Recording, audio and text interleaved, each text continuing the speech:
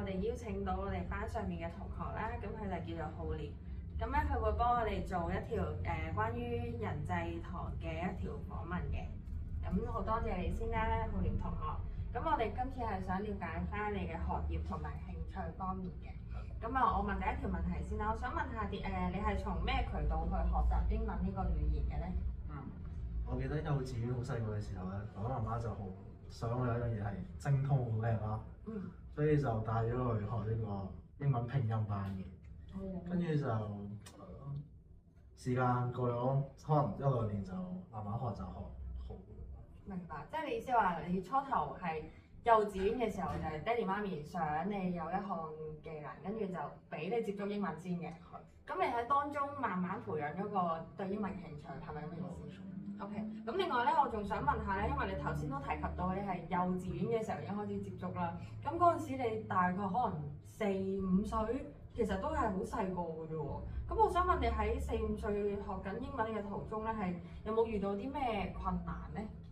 我覺得最大困難就係細個嘅時候唔係好識太多人，冇朋友嘅話就好難可以溝通英文溝通啦，就好難練到咯。所以就呢方面係，因為我覺得英文或者學語言都係一個要多聽多講先可以學到好好嘅即係一樣嘢啦。所以冇人同我練就難少少咯。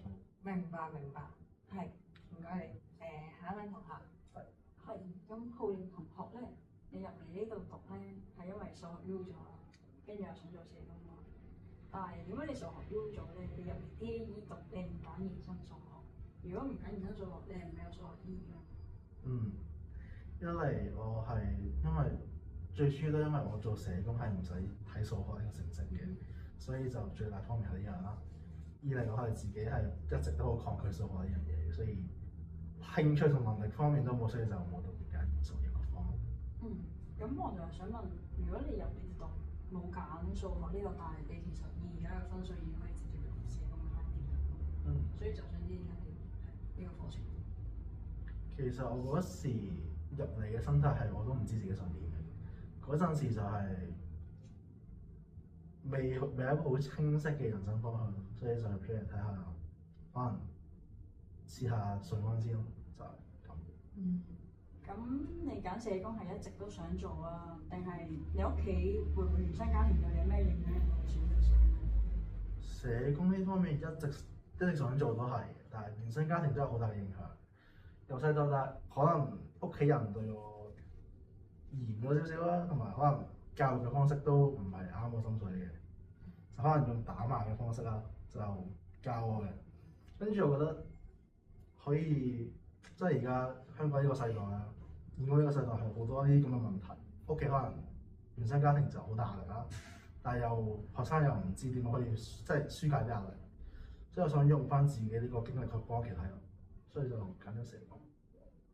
跟住你有冇慶幸自己擅長嘅科目係文科唔係？一定有嘅，因為我自己係不嬲背嘢背誦呢方面係好好多嘅，而理科嚟講係數學都好大，即係比重好大嘅數學要用到嘅一樣嘢，所以就我數學唔好，所以就理科係完全冇掂。咁我仲想問就係你英文咁好，你會唔會考慮未來去以英文為主語嘅國家去考社工牌做社工？英文主語嘅國家類，即係有諗過，一定有諗過嘅。但係好睇我可能個人嘅關係啦，即係譬如另外一半想點啦，同埋我自己屋企人會唔會想跟我去啦？因為我理論上我係唔會想自己一個過去外國生活，或者去即係去繼續追呢個社工嘅夢。唔該。你好啊，浩廉同學。係，因為知道你玩開花劍同埋吉他呢兩種藝術活動啦。咁我想問點解你會揀社工呢一科，而唔係揀翻吉他同埋花劍有關嘅科目咁樣？我覺得首先吉他先啦，吉他係一樣令我可以自己舒緩到自己內心嘅情緒同埋壓力嘅一個渠道啦。但係我覺得香港嚟講，呢個樂壇就難啲可以正職可以揾到工作啦，所以就冇諗過係用吉他揾法。至於劍擊呢方面就，我覺得自己係一個內心比較溫順嘅一個人啦，而而劍擊係一樣好真係好睇你，即係你要去好競爭性好大，同埋你要好真係有機會傷到人啊，心靈同埋即係身體上都傷人啊。所以覺得唔係我自己唔係啱嘅一個工作，所以就揀咗社工。咁我想問，如果你初頭開始接觸呢兩項活動嘅時候，有冇諗過係可以我哋做工作嘅咧？都有嘅。我一開始係入劍擊呢樣嘢就係想做運動員啦，想加入港隊啦。但係因為唔小心整親隻腳啦，就冇咗呢個 idea，冇咗呢個希望。係。咁如果你之後成為到社工嘅話，會唔會放棄呢兩個興趣咧？都唔會㗎，其實社工對我嚟講係最啱嘅一個選擇。係。所以就都冇諗過，因為我隻腳又唔會特別點樣好翻啦。吉他又音樂就冇乜前途啦，所以就社工。咁我都祝福你可以做到社工，又可以維持你嘅興趣。多謝你。咁我前家就嚟問第一個問題啦，點解會接觸劍擊呢個活動嘅？我中一屆教會嘅時候，有個劍擊阿 Sir 嚟學做參觀啦，做展示啦，就係咯。咁多個唔同嘅展覽入邊，我係最印象深刻就係呢個劍擊阿 Sir。咁咧我就行咗埋去，係咯。行咗埋去就叫佢即係示範下啦，咁跟住我就其實慢慢就對劍擊即係我想劍擊呢樣嘢咯，係，因為其實我覺得佢哋真係好型，咁你方温仔你係想型㗎。好，咁我第二個問題就係，假設如果你未來作為一個社會服務者嘅話，咁你認為劍擊呢個運動可以對你帶嚟任什麼嘅幫助？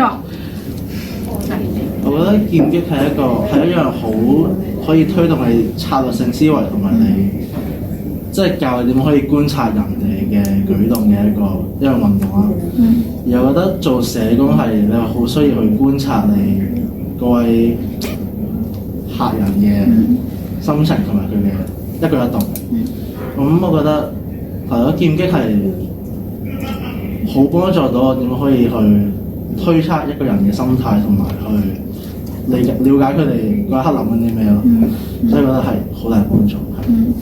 好，我覺得吉他嘅邊一點吸引到你咧？因為有咁多唔同嘅樂器啦，譬如有啲鋼琴啊，同埋嗰啲鼓咁，你點解會選擇玩吉他嘅？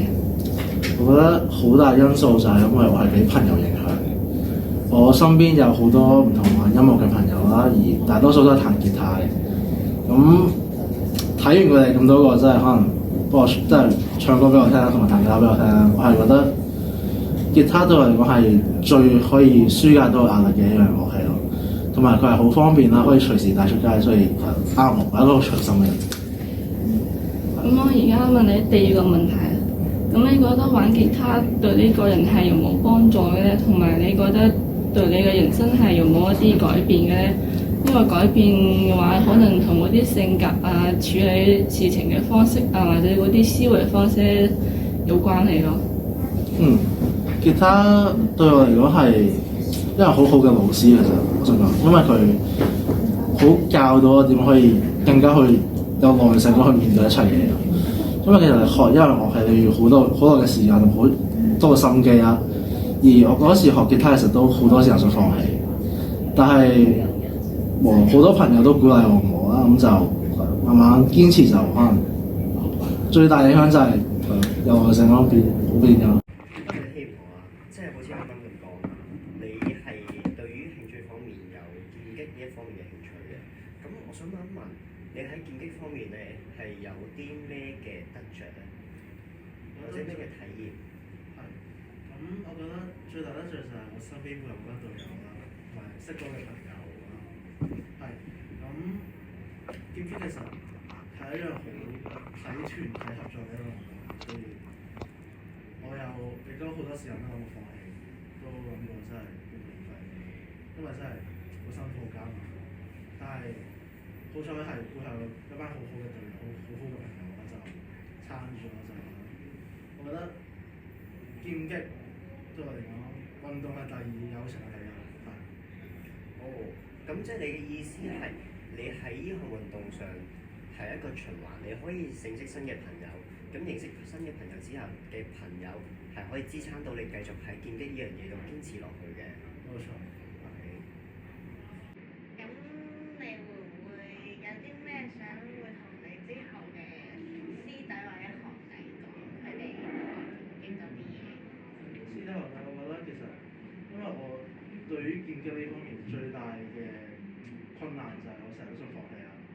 我覺得喺劍擊之外，其實人生入邊都係好好嘅一樣嘢，就係真係千祈唔好放棄，因為其實你其實係真係好好嘅，所以如果你放棄嘅時候，可能發掘唔到你自己嘅前途啦，就可能冇咗呢個樂趣，就一停咗就冇啦，所以就要堅持落去，就係好好咁樣去揾下你自己究竟點解去一開始有呢個熱誠去又追落去。你會唔會有啲比賽嘅經歷係會令到你好難忘嘅？一定有嘅，因為其實劍擊我都玩咗好多年啦。咁我覺得最難忘嘅劍擊比賽經歷就係我中四一年學界嘅時候，本身嘅人係表現未如理想嘅，但係我教練就見到可能有落差同平時嘅表現，就過嚟係鼓勵我。跟住我記得鼓勵完之後，我腎上腺素係飆升，我係真係最後贏一場比賽。本身係我係輸7分，但我最後都可能反手可以贏翻，所以我真係好多謝教練可以俾我咁難忘嘅呢個比賽。好，多謝希望，唔該晒你去最後一個課，thank you。好，辛苦晒，辛苦晒。